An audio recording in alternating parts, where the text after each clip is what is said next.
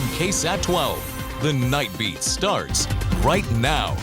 Cold front has arrived. If you've stepped outside, you'll notice the temperature dropping. The wind is picking up. Get ready for a chilly weekend. I'll tell you how cold and when we're going to have a light freeze in just a bit. But first, we're going to begin with a deadly confrontation caught on camera. Newly released body cam video from San Antonio police. I want to give you a warning, though, before we show this video. Some of you may find it disturbing. What you're about to see is a traffic stop that ended with a SAPD officer shooting a man who would later die at the hospital. This is the video from January 18th on South Cross Boulevard near Mission Road. You can see two SAPD officers approaching the driver of an SUV they pulled over. That driver is 42-year-old Jervon Jervy Harper.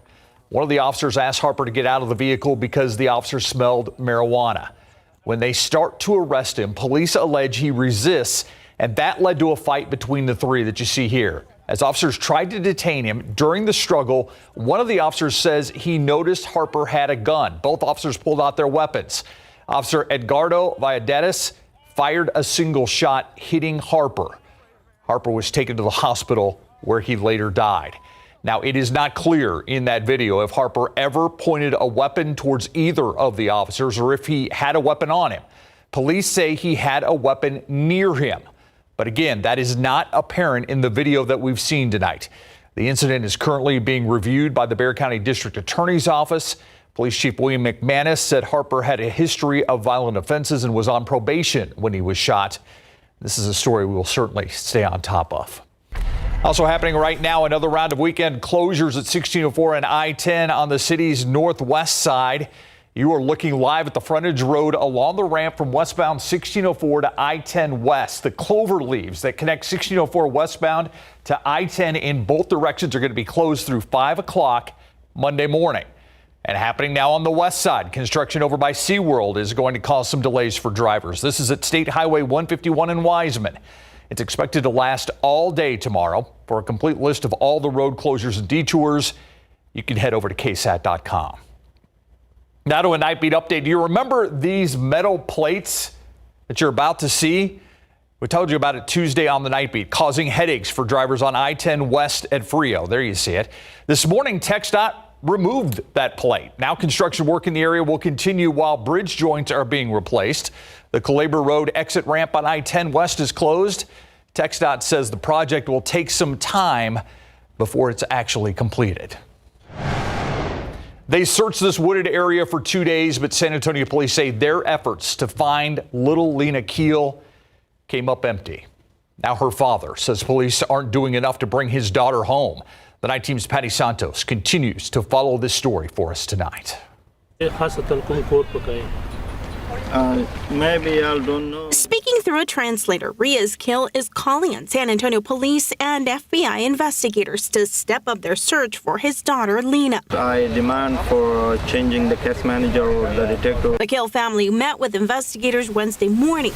Lena says he pressed them to keep him in the loop on any developments. By 5 o'clock that day, police were following up on a tip. Arias is skeptical. SAPD and FBI, they're just covering their back.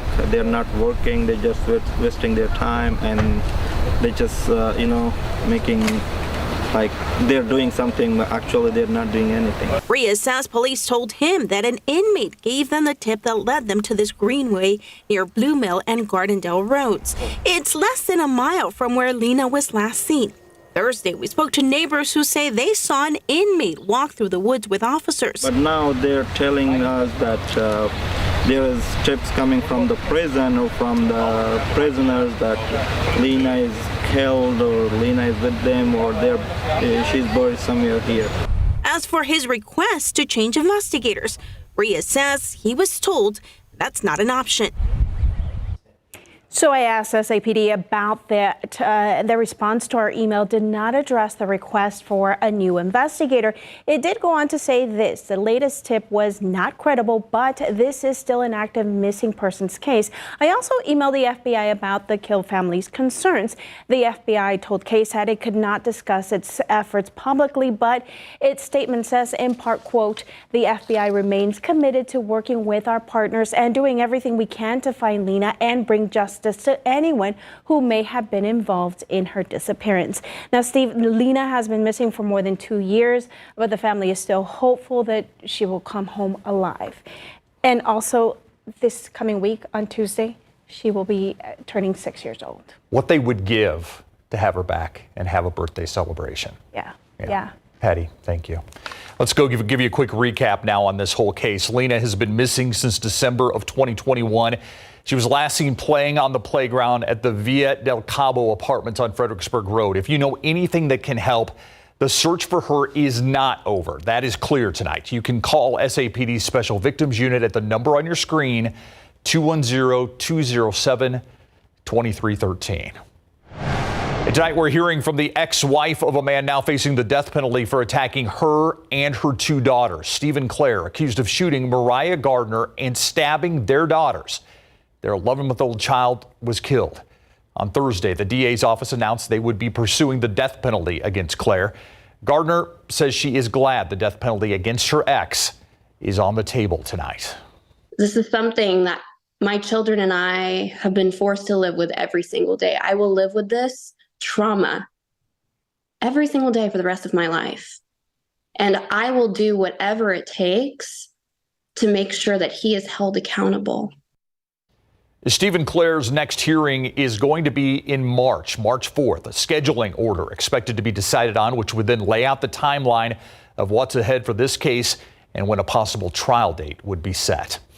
I want to take this chance to remind you, if you or someone you know is in a dangerous relationship, KSAT has a list of helpful resources on our website right now. You can scan the QR code on your screen or go to the domestic violence page on our website, KSAT.com.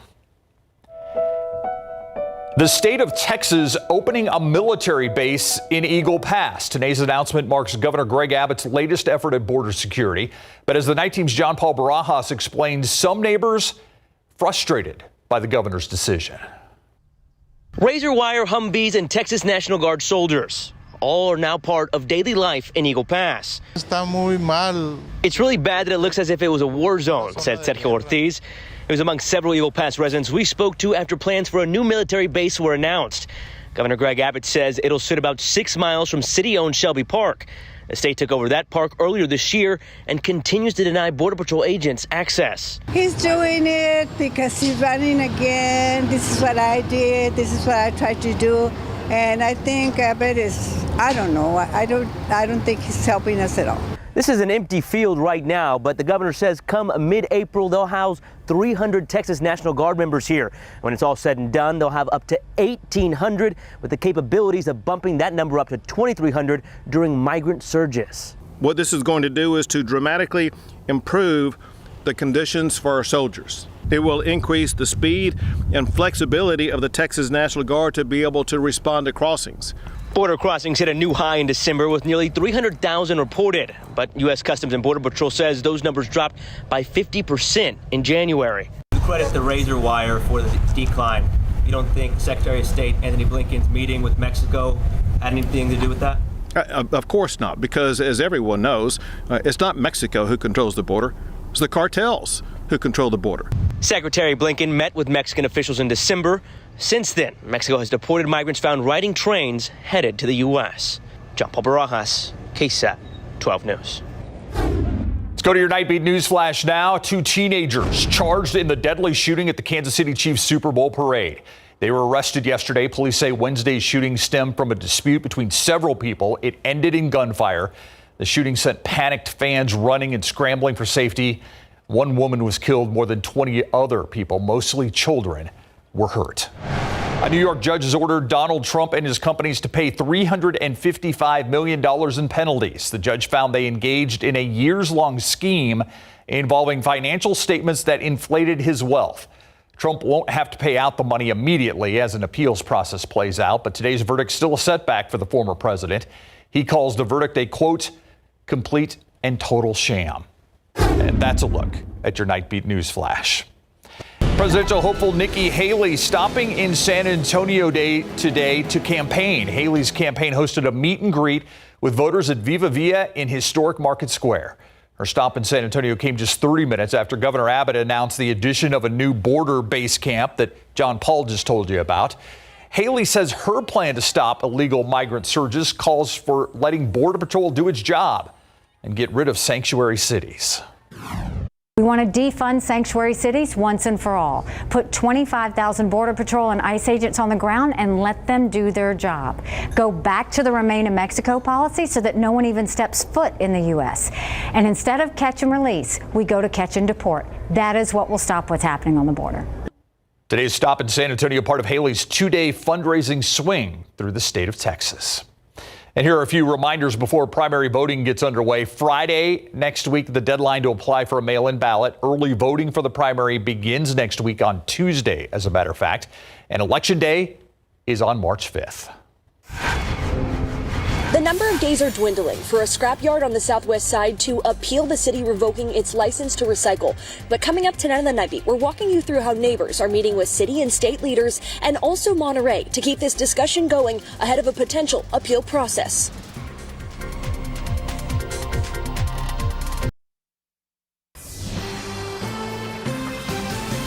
Accused of polluting the air and being bad corporate neighbors. There is 1 week left before the city could revoke the recycling license of this place, a major scrapyard on the southwest side that's obviously had its issues.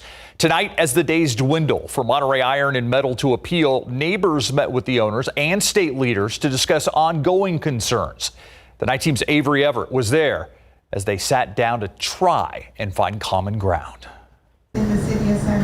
As the clock counts down to a major deadline for Monterey Iron and Metal, neighbors on the south side and west side listed out their concerns with the scrapyard. I want answers. I want a solution. This recycling facility, located on Frio City Road, has faced steep criticism. And now, its owners are fighting to save their recycling license. We are. The business received this letter on January 23rd. It's a written notice of the revocation process and how to appeal. Monterey's team say they've now made the necessary changes and are compliant. I'm really proud of what we've done to meet these standards. But it's not enough for some neighbors. Born and raised living on the south side, I don't want this in my backyard. And that's why community members met with company leaders on Friday night for an open discussion. I'm going to move on with the agenda. Some neighbors say they see the changes being made. They're proactive and they are willing to work with the people. But others are still concerned after living through reported fires, smoke, and explosions. I have to fight for my health. Monterey's team says they want to listen to the community. We want to answer the questions and demystify what it is that we're doing. They even gave a tour to some of these residents on Thursday. Material, like I said earlier, goes up here. Just like the one we got earlier this week. With just 1 week left before the city could revoke Monterey's recycling license, one feeling is at the forefront for many neighbors. They're fixing things, but that should have been done a long time ago. And Monterey says they're doing what they can to make it right. We are involved in this community, and we are part of this community. So at this meeting tonight, Jordan Vexler, the COO of Monterey, says the city has committed to coming out to visit the facility and check for code compliance on Monday. And Steve, obviously, will follow that. And the big thing I want to emphasize is how people who didn't get to attend tonight can still have their voice and their opinion heard. In just 2 weeks, Senator Jose Menendez will host a public meeting to talk about Monterey and the concerns about salvage yards, honestly, across the south side, because obviously this is a pretty big issue. Yeah, it's a complicated issue. And there are, it seems like, an inordinate amount of these facilities on the south side. Right. So it's something we definitely want to keep following. Thank you, Avery. Thanks, Steve. All right, let's check outside right now. By the way, we have details on the community efforts on KSAT.com right now. All right, 59 degrees.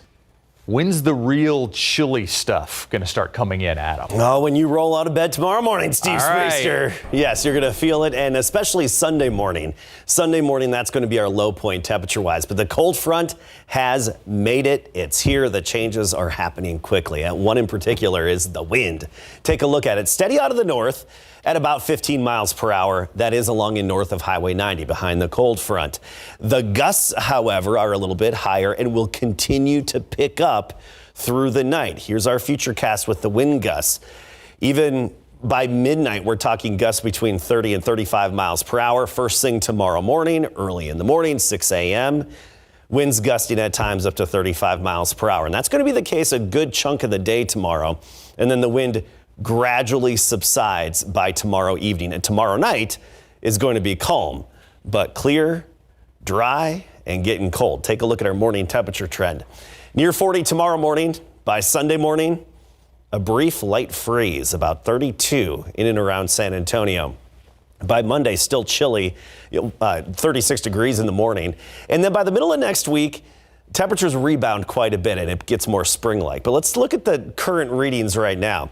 You get up into the Panhandle, Amarillo at 24, 42 Abilene, 59 here in town, but 60s on the warm side of the front.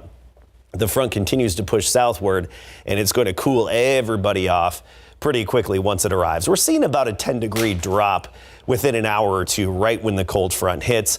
And then tomorrow morning, 39 Canyon Lake, Kerrville 36.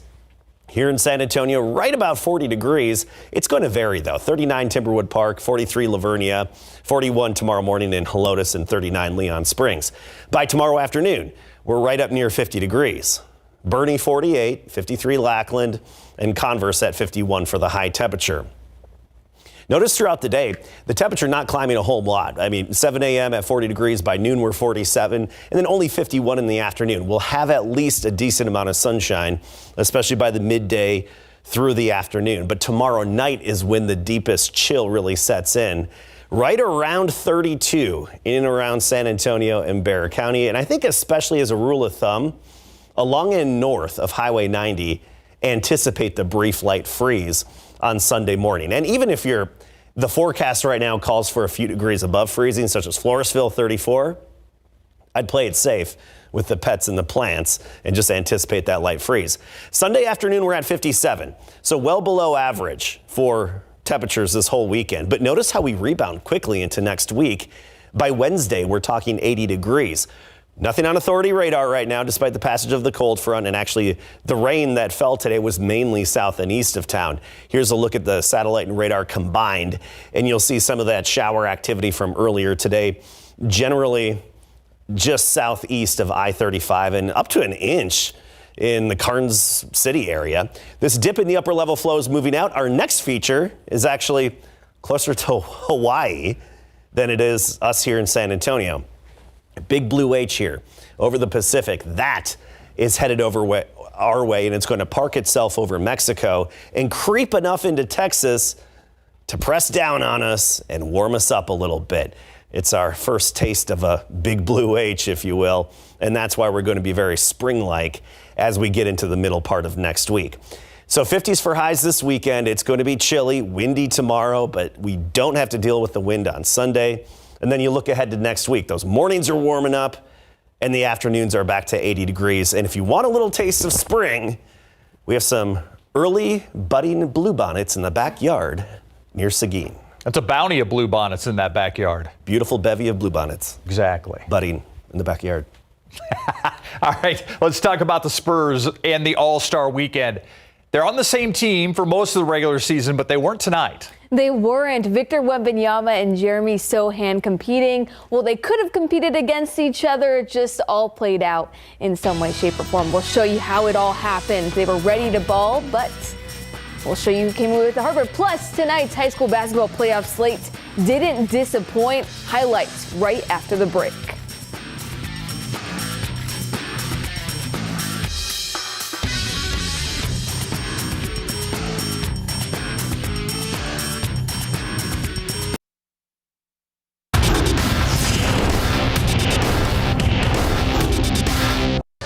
Just like, oh my God, oh my God, oh my God, oh my God, and then just waiting for it, and it rolled out. I was like, ah! It was just so exciting. Oh, to be a head coach during the playoffs. Lori Wilson went through it, but her team came through. Lytle's big win in big board sports. San Antonio's Victor Wembanyama and Jeremy Sohan took the floor tonight in the Rising Stars Challenge on NBA All-Star Weekend. Only way for the two to face off against each other is if they won their semifinal games. Wembanyama dropped 11 points for Team Powell, but Powell ended up losing in the semifinal. Team Powell. Sohan advanced on Team Jalen, and in the end, Team Jalen won the trophy. Sohan was all smiles, great fun. Now here's Wembanyama after the action. Yeah, it was kind of weird, you know, because it's at the same time, I mean, I want to win, and You know, I mean, I hate losing, you know, but it's at the same time I have so much going on, and you know that I'm happy that I just knocked one thing off the list, you know, for this weekend. So it's mixed feelings. He's a busy guy. All right, let me catch you up on this off-the-field rivalry between C.J. Stroud and Micah Parsons. Stroud went on Parsons' podcast, and the two went back and forth arguing who the better basketball player is. Well, tonight, we found out in the NBA All-Star Celebrity Game. First quarter, Stroud beats Parsons to the loose ball, and the Texans rookie takes it to the rack and won. Later, off the transition, the Cowboys edge rusher elevates for the one-handed dunk, so no question the two can ball. Fourth quarter, Parsons takes Stroud one-on-one, spin move, and Parsons cashes in. Parsons came out on the winning end, and he was named MVP, finishing with this insane stat line. Switching gears to girls high school playoff basketball, this Lytle versus Edna Class 3A area championship was wild. Edna's Kashina Robinson was dazzling with the move. She dropped 21 points, but it would all come down to the last two possessions. Lytle down 2 with 24 seconds left. Calissa Severe heaves up the 3 and drains it, taking a 1-point lead as Lytle. Edna takes a timeout to set up a play with 15 seconds left. They swing it around to Isabella Platini for the win, but it rims out and the Pirates hold on to win it 66-65. Calissa, what was going through your mind when you put that shot up? What was going through my mind is like, I have to make it, because unless it's going to be, if I didn't make the layup, then it wouldn't count as much. So I just threw it up there and hopefully it went in, and it went in. I was just like, please God, let it go in. Please God, let it go in, because I knew we'd be up by 1. And then as you guys played defense that last 15 seconds, that ball goes up and it goes around the rim.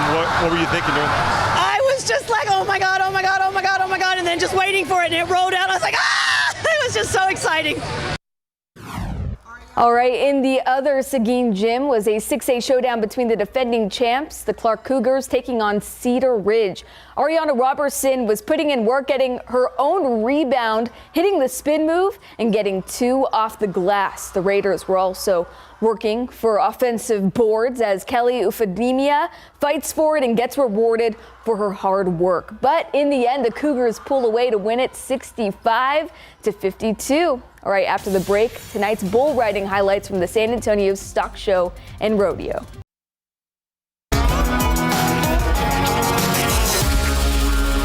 Over at the San Antonio Stock Show and Rodeo tonight, bull riding took center stage. Finishing atop the leaderboard right here is Roscoe Jarboe riding Misunderstood. The bull tried everything but couldn't buck him off. Jarboe got a score of 89. What a great ride. All right, Braden Richardson riding County Jail. He had the second best ride, and he could have kept going if you keep watching. Much more success tonight for the riders than last night. There were 5 on the leaderboard, and if you've been watching with us, Breester, you know we only had 1 last night. Yeah, so this was good. This was real good. Yeah. I don't know if I enjoy the bull riders' names or the bulls' names. I think I like yeah, that's a good point. They're both really good. The bulls' names are good, yeah. Misunderstood. I think I used to date her. We'll be right back. They had no idea what they had really purchased. Everything was in a state of dilapidation. We did not know what this building was. We thought it was a dance hall. Well, the history of this Wilson County fixer-upper was a bit more complicated. If you read that marker, you would have no clue that this was a slave plantation. And this was this house. So yeah, I got some news for her. The uncomfortable truths and mysteries of this local mansion are streaming now on these platforms. All right, this weekend chilly, warmer, spring-like next week. Have a great weekend. That does it for the Night Beat. We'll see you on Monday.